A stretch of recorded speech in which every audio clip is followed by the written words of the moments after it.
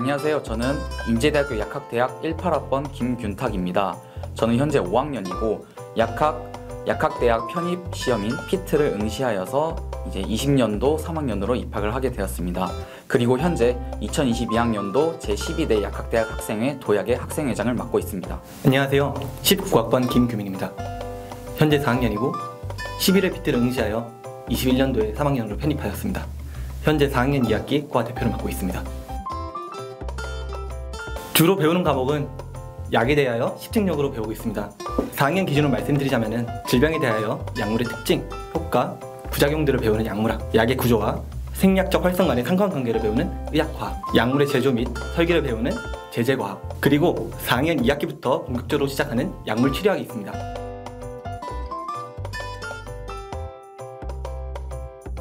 네, 이 과목 외에도 이제 저학년 같은 경우에는 약물에 대해서 본격적으로 배우기 전에 이제 일반 생물학이라든가 일반 화학 등 과학에 있어서 기초적인 과목을 먼저 배우고요. 그 뒤에 점점 학년이 올라갈수록, 즉 제가 지금 다니고 있는 5학년 같은 경우에는 약물 치료학 중에서도 질병들을 세세하게 나눠서 어떻게 치료를 하면 좋을지에 대해서 배우고 있습니다. 더불어 이제 약업 경영 그리고 약무 실습 등과 같은 경우에 어떤 약국이나 병원에 가서 이런 재무를 관리하고 경영을 어떻게 해나가지에 대해서 배우는 경제적인 부분도 배우고 있습니다. 대부분의 수업은 아무래도 저희 약학대학 학생들이 거의 전공만 듣기 때문에 인제대학교에 있는 H동 약학관에서 진행이 됩니다. 저는 20살 때 대학교 입시 실패라는 상황 속에서 약대라는 가능성을 발견했습니다. 원하는 대학교에 입학을 하지 못했고 어떻게 할지 걱정하던 속에서 고등학생 때 선생님께서 피트라는 시험을 언급해 주셨던 걸 기억을 했고, 그리고 피트는 어떤 시험인지, 약대를 가기 위해서는 어떻게 해야 되는지 조사를 하다가 20살 때 피트를 시작을 했습니다. 결과는 운 좋게 약대에 들어오긴 했지만 지금은 약학도로서 인류 건강 증진을 위하여 사명감을 갖고 공부하는 중입니다. 네, 저는 고등학교 때 행했던 이제 의료원에서 했던 의료봉사가 기억에 남습니다. 의료봉사를 하면서 병원에는 단순히 의사분들과 간호사분들만 고생해 주시는 것뿐만 아니라 이제 약제부에서 근무해 주시는 병원 약사분들도 굉장히 환자들의 그 건강을 위해서 고생을 해주신다는 걸 알게 되었는데요. 이런 것을 보면서 제가 앞으로 사회에 나가서 나의 적성과 비교를 해보았을 때 어떻게 국민보건 증진에 이바지할 수 있는지 생각을 해봤을 때 약사라는 직업이 가장 저의 적성에 적합하다 생각이 되어 약학대학 진학을 꿈꾸게 되었습니다. 약학과는 6학년 때 국가고시라는 약사고시를 통해서 약사면을 취득함과 동시에 졸업을 하게 되어 있습니다. 그랬을 때 저희 학교의 장점은 타 학교에 비하여 국가고시 준비 기간이 좀 더 많다는 장점이 있습니다. 그럴 수 있는 이유는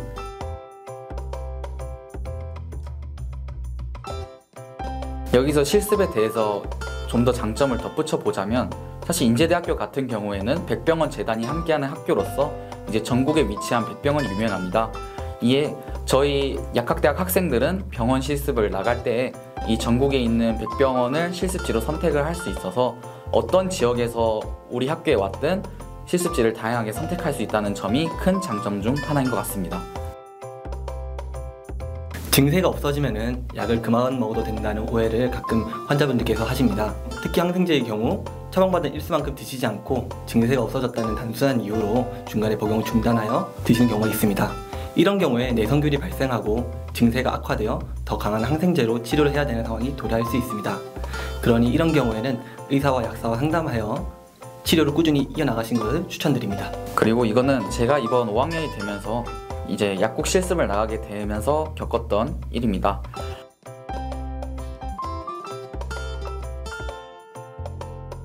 이러한 경우에 진통제는 이제 자세한 양리작용을 보시면 알겠지만 우선 내성이 생기는 약이 아닙니다. 그래서 진통제가 처방이 됐을 때 반드시 정해진 시간에 맞춰서 진통제를 복용하시는 게 이제 스트레스도 덜 받고 상처 회복에도 도움이 되는 그런 복용 방법이라 할 수 있습니다. 이와 같은 경우에는 저희 약사들이 앞으로 좀 더 적극적인 복약 상담을 해야 되는 하나의 숙제가 아닐까 싶습니다. 종종 그런 말이 들리죠. 약학대학 학생들은 자기들끼리만 논다, 그런 말이 있는데 자기들끼리만 노는 게 아니라 우리들끼리만 놀게 되는 겁니다. 이게 학생들과 아무래도 나이 차이도 있고 이제 아무래도 일반과에 접촉하는 시간이 많이 적다 보니까 아무래도 접점이 없어서 다른 학과들과 아직은 어울리지 못하고 있는 게 현실이고요. 이와 같은 경우에는 저희는 언제나 마음이 열려 있으니까 다가와 주시면 좋겠습니다. 제가 회장을 하면서도 다른 과 친구분들이랑 좀 이제 접점이 생겼는데 너무 재밌더라고요. 그래서 다른 학생들도 그럴 수 있도록 이런 기회가 많아졌으면 좋겠습니다. 그리고 두 번째로는 졸업을 하면은 취업이 보장된 것 아니냐는 얘기를 종종 듣곤 합니다.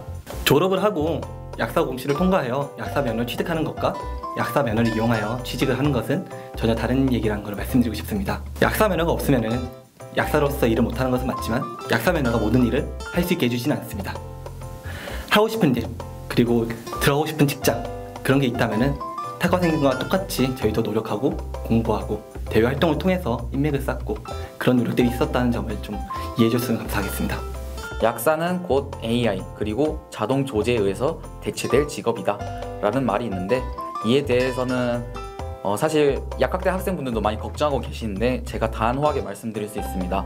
약사는 결코 그런 인공지능에 의해서 대체될 수가 없습니다.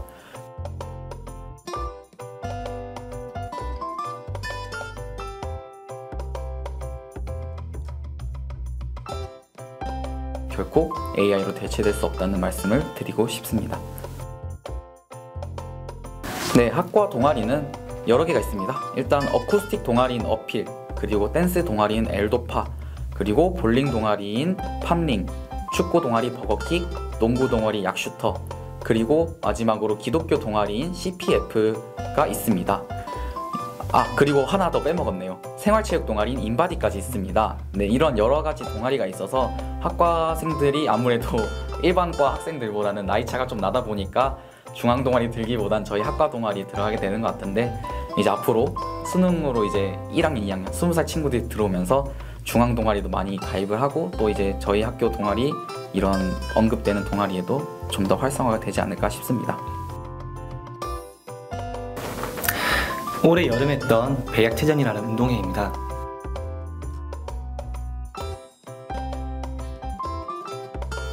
작년 21년도에 입학했을 때는 한창 코로나가 기승을 부릴 시기였다 보니까 그래서 더더욱 올해 배약체전이 더욱 기억에 남는 축제였습니다. 선후배들과 같이 경기를 하거나 아니면은 목이 나갈 정도로 응원을 하거나 점심시간에 다 같이 모여서 배부르게 고기를 먹거나 하는 모습들이 아직까지도 기억이 많이 남아 있습니다. 네, 저 같은 경우에는 사실 제가 올해 회장을 맡으면서 굉장히 다양한 행사를 제가 직접 주최를 했었는데요. 이제 그 중에서 제가 기억에 남았던 거는 최근에 진행한 홈커밍 데이입니다.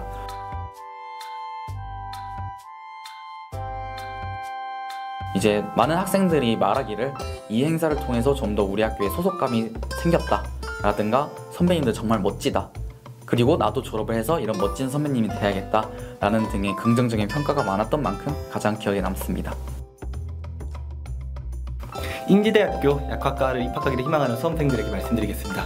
여러분들의 목표는 이룰 수 없는 꿈이 아닙니다. 여러분들의 노력은 그 무엇보다 가치 있습니다. 부디 여러분들의 노력이 인지대학교 약학과에서 꽃을 피우길 바라겠습니다. 지금 되게 즉흥적으로 생각난 건데, 이제 저는 인지대학교가 굉장히 자랑스럽습니다. 저희 학과뿐만이 아니라 많은 학과분들이 각자의 학과의 전공에 맞춰서 굉장히 고군분투하는 모습을 제가 올해 회장을 하면서 많이 접하게 되었는데요. 그래서 대학에 와서도 이제 또 대학에 오실 분들은 이제 학교에 와서 다양한 활동들을 할 수 있으니까 굉장히 기대감을 갖고 인제대학교를 다닐 수 있으면 좋을 것 같습니다.